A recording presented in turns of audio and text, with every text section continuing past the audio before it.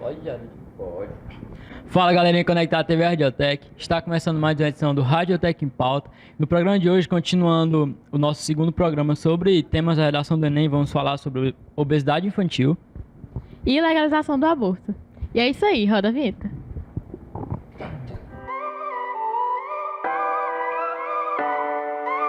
Então, pessoal, como nossa primeira pauta de hoje, temos os desafios para combater a obesidade infantil.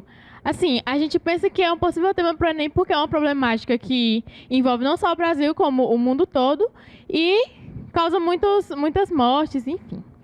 As causas da obesidade infantil geralmente é a genética, a má alimentação, o sedentarismo ou uma má combinação desses fatores. E aí envolve também hábitos alimentares e atividade física.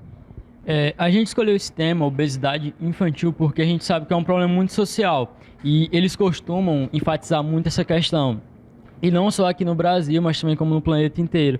Então, levando um pouco mais para um contexto de uma redação, para mim, na minha introdução, eu iria trazer que a comida, a alimentação, ela começou a ser feita de uma maneira para saciar a população, e uma crescente para deixar a população saciada, ou seja, em um pedaço de terra, um tempo atrás, eram produzidos X alimentos. Hoje, naquele mesmo pedaço de terra, é produzido 3, 4X. Então, com a ajuda de maquinários, de adubos químicos e de outros fertilizantes, e até das plantas transgênicas, que são as mutações, a gente pode perceber que a alimentação ela vem crescendo bastante, conjunto com a sociedade. Então, na minha introdução, eu falaria um pouco sobre esse aumento da fabricação desses alimentos para a população.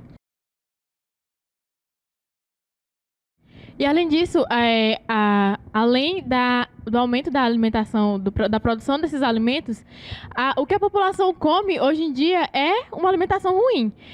Com o aumento da rotina, vamos dizer assim, com a rotina mais apressada, eles optam por fast food, que está fazendo um sucesso muito grande, mas que, infelizmente, não contribuem para uma boa alimentação da população.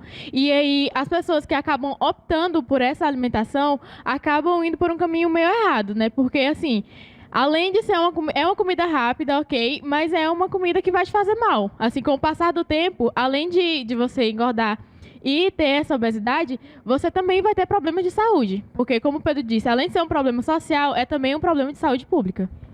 E já no meu segundo parágrafo sobre desenvolvimento, eu iria nas revoluções industriais e principalmente na revolução alimentícia, que é onde começou a fazer aquele produto mais conservado, aquele produto mais congelado.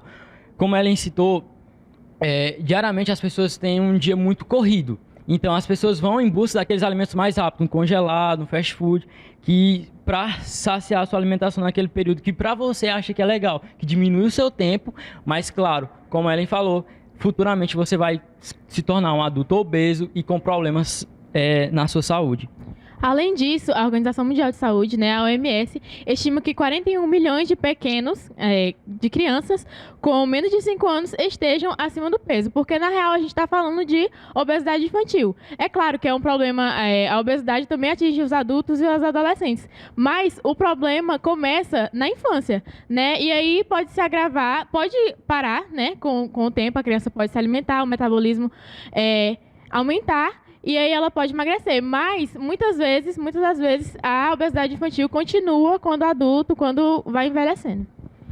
E já no meu segundo parágrafo sobre o desenvolvimento, eu focaria na questão das mudanças alimentares. Porque eu sou jovem, mas o meu pai ele falava que quando ele ia pro almoço não tinha refrigerantes, não tinha aquelas comidas gordurosos de antigamente. Então a gente perdeu os hábitos dos nossos avós, dos nossos antepassados, porque hoje em dia a gente tem pessoas que tomam 1, 2 litros de refrigerante por dia. Então no tempo antigo acho que isso não acontecia, a gente perdeu realmente esses hábitos. E eu focava também numa problemática que para muitas pessoas pode achar que é machista, mas pro meu ponto não é, porque foi da Revolução Industrial, daquelas guerras, que a mulher começou a sair de casa, do lar, daquele agente que cuidava do café, do almoço e da janta da criança. Então, para mim, eu citaria uma frase do Isaac Newton, que é: toda ação existe uma reação, do físico Isaac Newton, que aquela ação da mulher sair de casa, daquele agente que cuidava do café, do almoço e da janta, fez com que essa rotina toda mudasse. Porque quem é que vai fazer a alimentação daquela criança? Então, com os pais fora de casa, essa alimentação vai regrar. Então, como Isaac Newton falou, toda ação existe a reação, e essa reação foram essas consequências, porque trouxeram uma alimentação mais rápida, que essa alimentação rápida é os fast foods, porque hoje a gente vive essa era, né? A era dos fast foods, que é a comida rápida. Então, para a população comer rápido, numa rotina em que está totalmente carregada sobre trabalho, escola e entre outros afazeres, essa questão da comida rápida foi cada vez se instaurando na nossa sociedade e está até hoje causando muitas obesidades, tanto na infantil como na adulta, como a Ellen já citou alguns dados. Então, eu acredito que esse direito que a mulher conquistou de poder sair de casa, poder trabalhar e ter o seu próprio dinheiro, é claro que foi um ponto bom para ela, né? Mas, assim, acaba desestruturando, vamos dizer assim, a família que antes estava acostumada em tê-la por perto e tal. Mas acredito que, assim como a gente mudou o hábito de ter aquela comida saudável em casa e agora estamos passando a comer fast food e uma alimentação mais rápida, esse hábito também poderia mudar, de ter só a mulher como a dona de casa, que faz a comida. Esse hábito de tê-la como dona de casa também mudaria, porque o homem ou até os próprios filhos poderiam fazer essa comida, né? E procurar nutricionistas, vamos dizer assim, esse tipo de coisa que melhore a alimentação da família inteira, para que não dependa só da mulher, porque assim já passou do tempo, vamos dizer assim, que a mulher cuidava da comida, cuidava da casa. Assim, isso muda com o tempo e estamos mudando. Bem, eu acho que seria uma proposta exatamente muito boa, porque, como já foi citado por mim, a questão dessa reação que aconteceu com essa saída, e que a Ellen falou certo, isso foi uma conquista muito grande, entrar no mercado de trabalho, conseguir o seu próprio dinheiro, foi uma conquista muito grande para as mulheres, mas é óbvio, sempre teve essa reação, e para mim essa reação foi essa.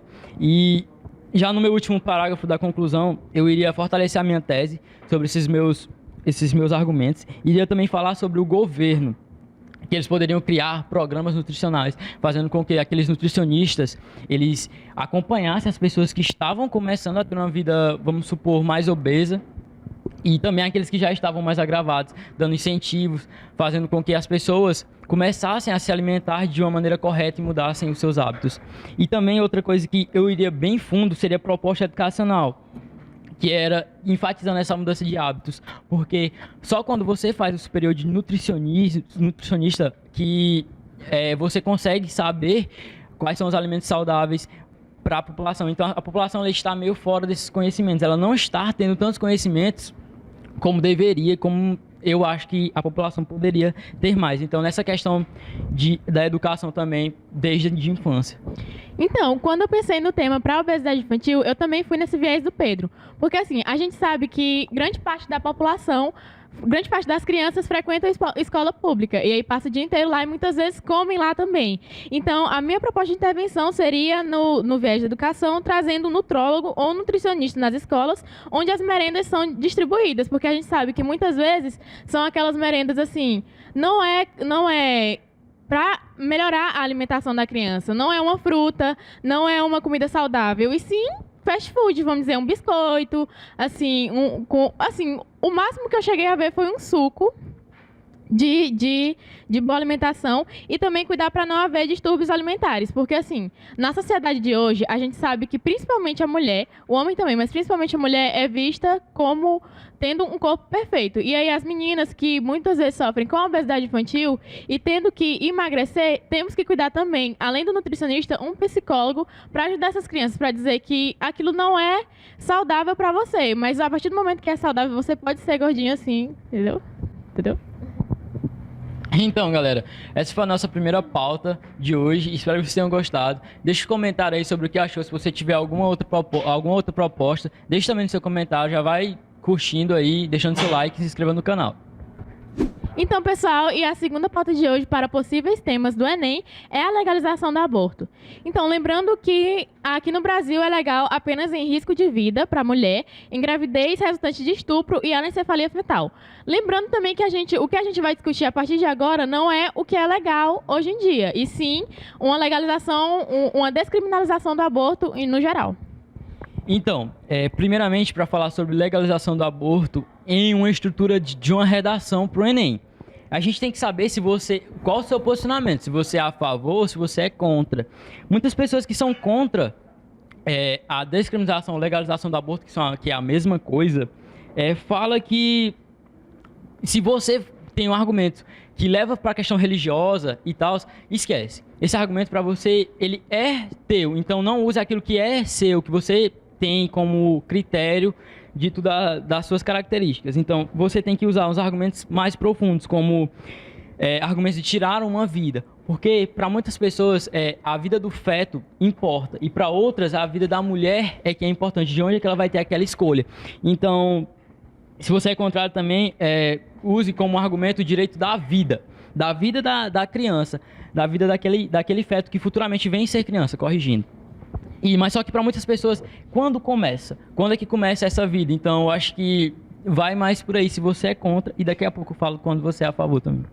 Então, indo por esse viés da legalização do aborto, pela igreja, pelo seu pensamento religioso, a gente tem que lembrar que o Estado é laico, mas que não é ateu. Assim, vou explicar o que eu quis dizer. Porque o Estado é laico, ele não tem uma religião, mas também não quer dizer que ele seja ateu. O seu argumento baseado na sua religião é um argumento, mas assim, não é tão forte como um argumento como, por exemplo, dando dados biológicos, dados físicos, e citando frases de filósofos, por exemplo.